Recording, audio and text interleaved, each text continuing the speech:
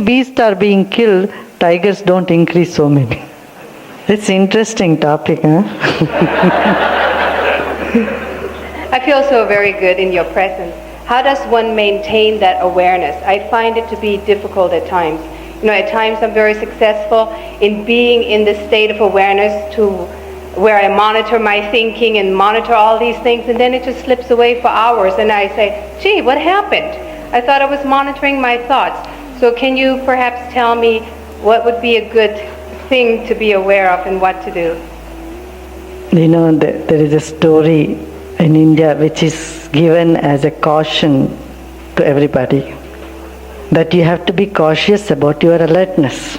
You cannot say, I have alertness, and slip from alertness to unconsciousness. So there is a story, said a saint, an enlightened being, was sitting on a bank of a river.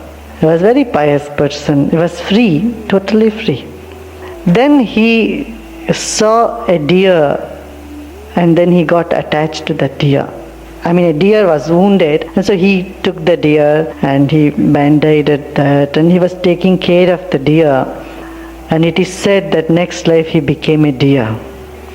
Said this man, his compassion, his attachment to deer became so much that it is only one case, that only once this has happened, that an enlightened person became a deer. So this is a story of Jadabharata. It is very famous. It's said to the students as the last caution, the last word of advice. When they leave the school and go, say, this is also possible. Yeah.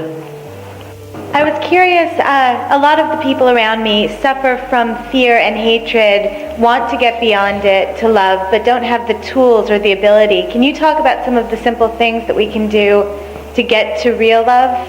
Yeah. See, negative emotion will bound to rise. They do rise. They are bound to rise. In life this happens unless you are so strong to see that everybody has bubbles. But in your day-to-day life, feeling of fear, hatred, jealousy, these things arise. When they arise, we do not know what to do about it, how to overcome it, how to get rid of it. You feel nasty inside and you wait for time to release you of that feeling. Sometimes it becomes more, and over a period of time it definitely reduces. Time definitely decreases any negative emotion. But neither at school nor at home, nobody ever taught us how to get rid of those feelings. Here comes the breath, secret of the breath. If you breathe out, if you breathe through it, then you will see in 10-15 minutes, half an hour, you can get rid of all those emotions. Number one. Number two, this is the most powerful tool, the breath. Because breath is the link between the mind and emotions and the body, the intellect. Second is through the knowledge, deep meditation. Deep meditation. Third is knowing this entire creation is made up of love and only love. And all these things are just ripples of emotions. They come and go. This awareness. But all this can happen when we work through our breath deeper. Yeah. I would like to know your opinion. Is it a possibility to be physically immortal and not to die and drop the body? Is a possibility. First of all, if you have to talk about physical immortality, you cannot just talk on air. You need to have a solid proof, which you don't find. Buddha has died, Krishna has died, and all the people who spoke about physical immortality also died. There is no point in talking something which is not in our experience, which is not concrete in our experience. You can guess, so maybe there is a possibility, but this only creates a hallucination in the mind, or it's a concept. But one thing I know, I can tell you, it's possible to live long, 200-300 years. I have met people who have lived 300 years. 400-year-old person. But he also passed away recently, 4 years ago, 5 years ago. There was a gentleman who was nearly 400-year-old, because the grandfather of the town where he was staying. He had seen that person the same way, and his grandfather also told him that this man was there. This was a Swami in the south of India in a village called Pollachi. We also have a videotape of it. See, this man is very old. He was speaking a language which is so old, nobody would understand even.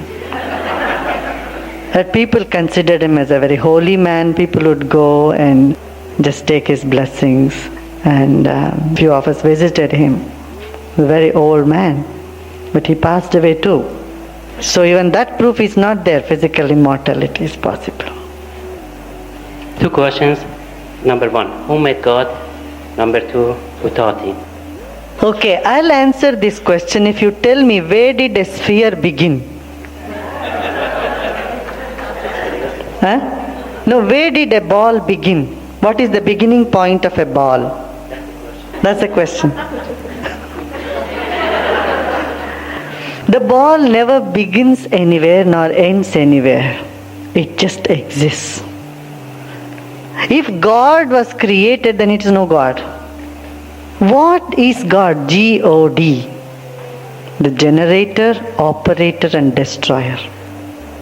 And what is this G-O-D? That which is permeating everywhere. A power that is permeating. Like space, which is beginningless and endless. Where does the space end? Where does the sky ends? Do you know? Children often ask you, what is beyond sky?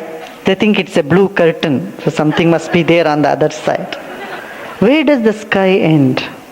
In the Upanishads are the most valuable knowledge on this. You can say, what is God? Beautifully said, the space is God.